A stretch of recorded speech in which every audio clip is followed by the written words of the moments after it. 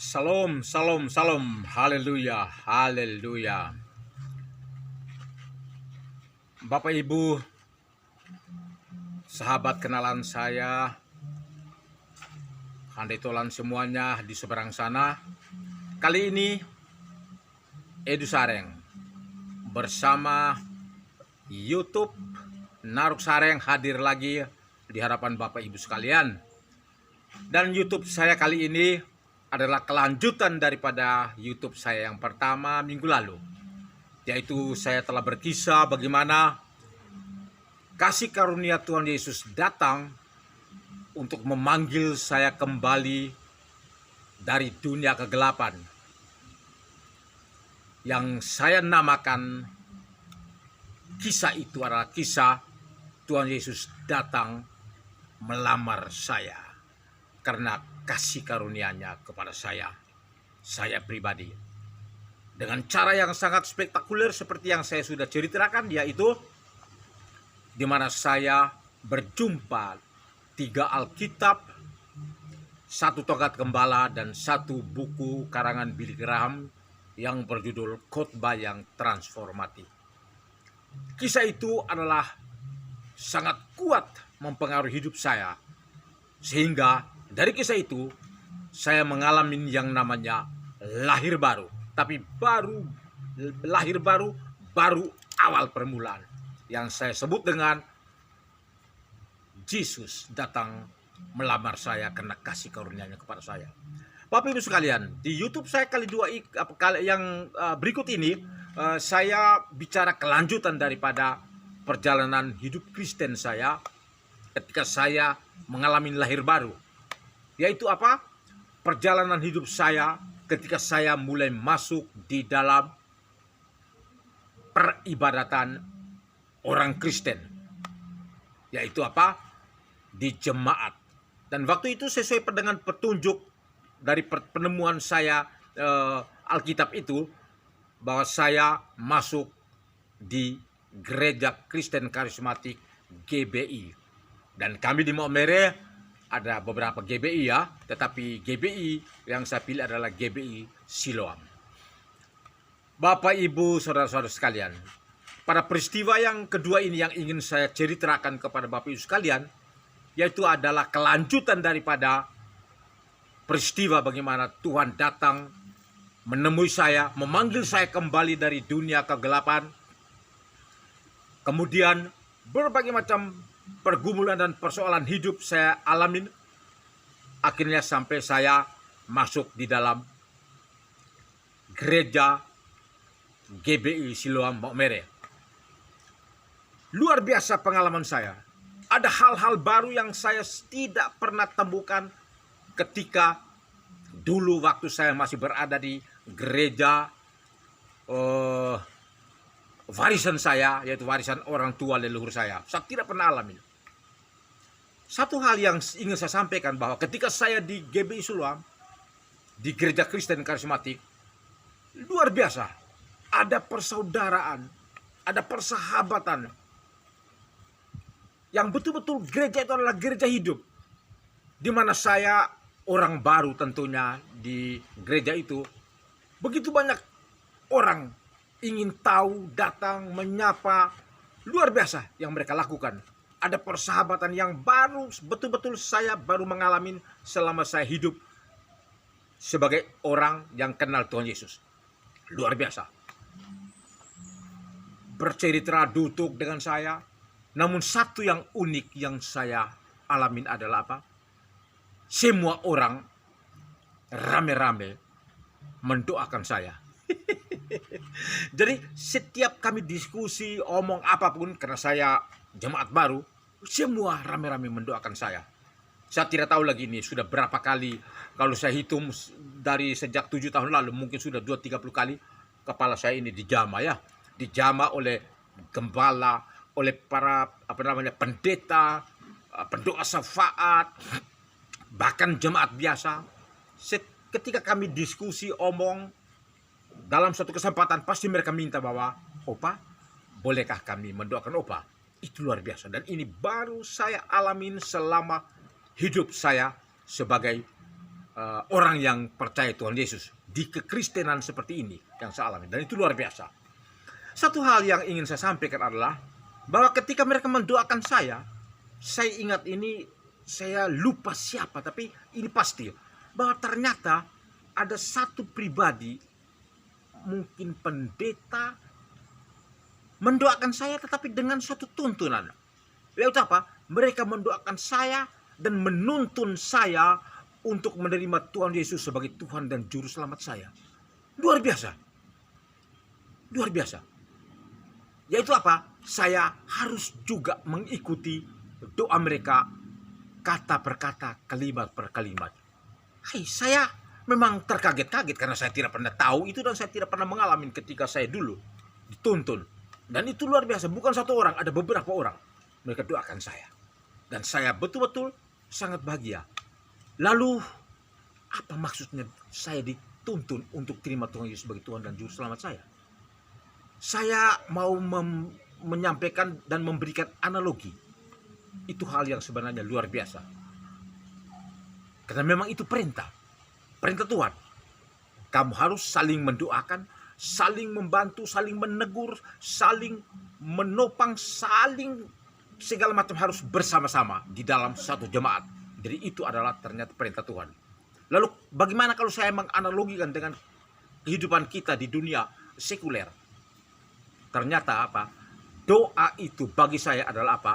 Mereka menuntun saya untuk mendeklarasikan, untuk memproklamirkan bahwa hidup saya mulai sekarang sebagai orang Kristen, yaitu apa? Supaya saya terima Tuhan Yesus sebagai satu-satunya Tuhan dan Juru Selamat saya. Oh, haleluya.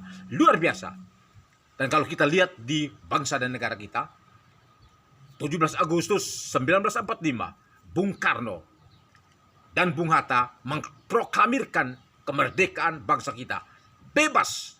Mereka tidak mau dijajah oleh Belanda dan oleh siapapun. Lepas daripada penjajahan Belanda. Sama ternyata.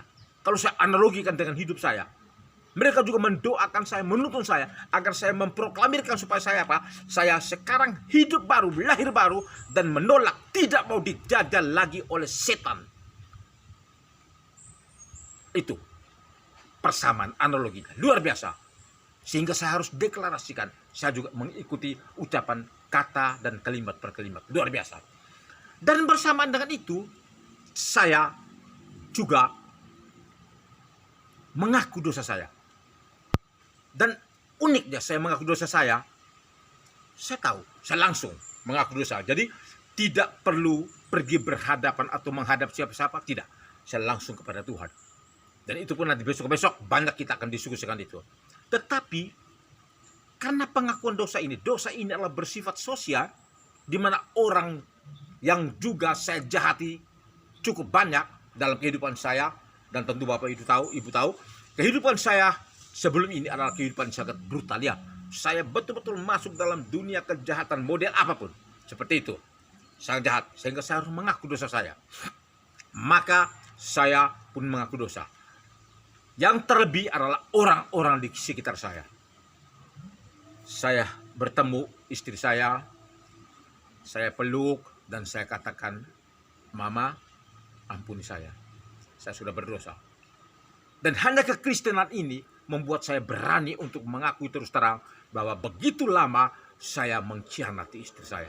Juga kepada anak-anak saya katakan bahwa Bapak sudah banyak berdosa dan segala macam. Saya mohon ampun, mohon dimaafkan. Dan mereka semua mengampuni saya. Saya merasa lega setelah itu. Luar biasa. Lalu ada hal berikut lagi yang terjadi setelah saya dituntun untuk mendeklarasikan diri saya untuk terima Tuhan Yesus sebagai Tuhan dan Juru Selamat saya. Yaitu apa? Saya masuk dalam satu momentum yang namanya apa? Pemuritan. Dan itu luar biasa. Tetapi saya tidak, mari Edu, ada waktu tertentu dimuridkan. Tidak. Mungkin karena mereka lihat saya juga sudah tua. Jadi tidak pakai pola itu. Tapi saya tahu setiap kali saya bertemu dengan gembala kami, dengan para pendeta, kami sering diajak diskusi dan berbagai macam hal tentang kekristenan mereka diskusikan kepada saya. Lalu saya juga mulai terlibat dengan membaca Alkitab, terlebih juga mendengarkan khotbah-khotbah dari para pendeta-pendeta Kristen yang luar biasa, yang tentu Bapak Ibu juga dengarkan, ikuti seperti itu. Bagi saya itu adalah proses pemuritan. Lalu apakah proses pemuritan ini adalah gereja Kristen mengada-ada? Tidak. Semua itu Alkitabiah. Kita ingat Tuhan Yesus sebelum beberapa saat dia kembali ke surga, dia berkata kepada murid-muridnya yang kita kenal dengan amanat agung, pergi dan jadikan segala bangsa muridku. Haleluya. Itu adalah perintah. Jadi pemuridan itu adalah perintah. Pergi dan jadikan segala bangsa muridku. Seperti itu. Dan kalau kita lanjutkan, dan baptislah mereka dalam nama Bapa, Anak, dan Roh Kudus. Dan ajarkan mereka untuk melakukan segala sesuatu yang telah kuperintahkan kepadamu. Jangan khawatir, aku akan menyertai kamu hingga pada kesudahan. Ini adalah amanat agung, the greatest commander, komando. Amanat agung yang bermakna perintah. Seperti itu. Jadi pemuritan itu adalah perintah. Tetapi tentu tidak dilakukan dengan kewajiban. Ini perintah harus kita wajib untuk lakukan. Tidak. Setiap perintah di dalam kekristenan itu dilaksanakan dengan dasar kesadaran. Kenapa begitu? Karena kita sadar Tuhan terlebih dulu mengasihi kita. Walaupun konteksnya perintah, tapi kita lakukan dengan kesadaran.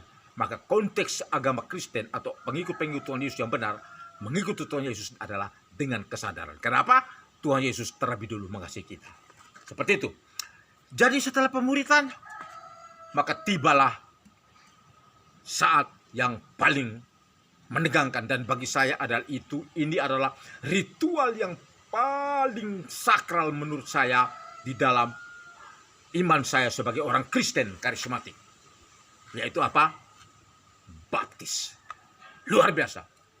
Dan baptis ini benar-benar saya sekarang memahami bahwa ternyata dari seluruh kehidupan saya, sekarang saya sudah umur 67 tahun ini, saya baru baptis ketika saya umur 62 tahun. Saya tidak pernah baptis sebelum itu. Saya tidak pernah dibaptis.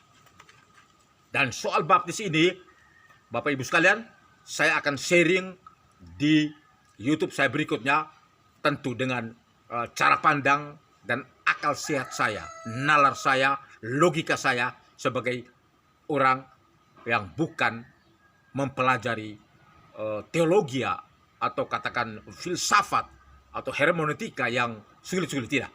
Tapi saya akan membahas dengan konteks pemahaman teologi rakyat jelata, yaitu saya adalah rakyat jelata yang orang awam untuk memahami belajar tentang teologi. Seperti itu. Nanti itu akan saya lakukan di YouTube saya berikut. Bapak Ibu sekalian, baptis yang saya lakukan ini adalah baptis yang satu-satunya yang juga baru-baru menjadi perdebatan di YouTube. Namun saya tidak akan bahas itu nanti itu kemudian. Tetapi menurut saya baptis ini adalah satu momentum yang sangat penting. Yaitu apa saya katakan apa? Saat pertunangan saya, peresmian saya, dalam konteks saya bertunangan dengan Yesus Tuhan dan Juru Selamat saya, tapi konteksnya adalah apa? Pertunangan supranatural, pertunangan spiritual, pertunangan roh, di mana saya resmi menjadi orang Kristen. Apa saya katakan begini? Salah? Tidak. Saya dapat pertanggungjawaban. Karena baptis itu sama dengan pernikahan di orang Kristen. Satu kali seumur hidup. Satu kali seumur hidup. Makanya saya katakan seumur hidup saya belum pernah baptis. Seperti itu. Nah, setelah saya melangsungkan baptis itu, satu hal yang saya ingat Bapak Ibu sekalian, yaitu apa?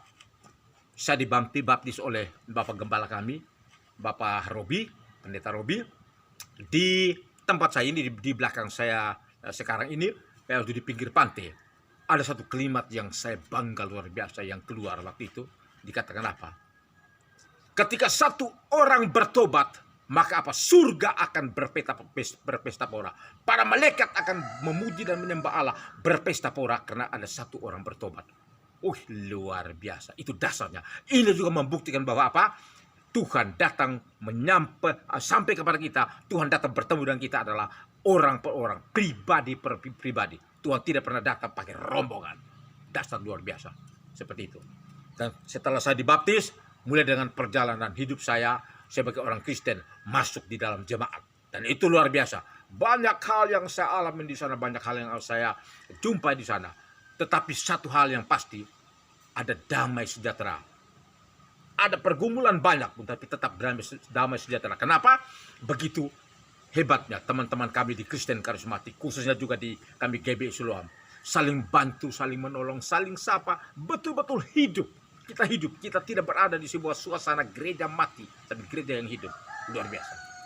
Jadi itu Bapak Ibu Saudara sekalian, ini YouTube saya yang kedua ini. Saya sudah sampai di tahap pertunangan, yaitu apa? Tuhan Yesus meresmikan saya dengan baptis. Walaupun itu baptis dengan manusia, oleh manusia yang baptis, pendeta, tapi itu adalah perintah Tuhan. Lalu apa yang saya dapatkan dalam baptis ini? Luar biasa. Pertama, saya mendapatkan satu, yaitu apa? Pencurahan Roh Kudus. Roh Kudus, saya betul-betul merasakan bahwa luar biasa, Roh Kudus dicurahkan oleh Tuhan Yesus kepada saya. Dan juga apa? Saya mendapatkan pengampunan dosa pada saat saya melakukan baptis. Apakah ini saya karang? Tidak. Mari kita lihat. Markus 1:4. Markus 1:4 berkata dengan jelas. Yaitu Yohanes Pembaptis. Dia berseru di padang gurun. Dia katakan apa? Bertobatlah dan berilah dirimu dibaptis. Maka Allah akan mengampuni dosamu. Dengar itu. Yohanes Pembaptis ini juga yang membaptis Tuhan Yesus. Dan menurut saya, ini adalah momentum yang paling luar biasa, yang paling sakral dalam hidup saya. Saya resmi menjadi orang Kristen. Saya resmi menjadi pengikut Tuhan Yesus. Dan saya resmi menjadi kekasih Tuhan Yesus. Oh, haleluya. Haleluya. Itu kira-kira sharing pengalaman saya. Yang kedua ini, Bapak Ibu Saudara-saudara sekalian, terima kasih banyak bagi Bapak Ibu di seberang sana. Nanti akan saya lanjutkan perjalanan hidup saya, kekristenan saya ini ya, tentang berbagai macam pengalaman saya yang unik yang perlu saya sampaikan kepada Bapak Ibu sekalian. Dan semua ini yang saya sampaikan ini adalah apa? Kewajiban saya sebagai orang Kristen. Yesus bilang apa? Pergi dan jadilah saksi dimanapun kamu berada. Bersaksi itu adalah kewajiban saya sebagai orang Kristen. Oke, terima kasih. Demikian YouTube saya, Bapak Ibu, saudara-saudara sekalian di seberang sana. Bagi yang merasa tertarik atau diberkati dengan YouTube saya ini, tolong subscribe, share, mungkin komen dan lain sebagainya. Terima kasih banyak. Haleluya, haleluya, haleluya. Amin.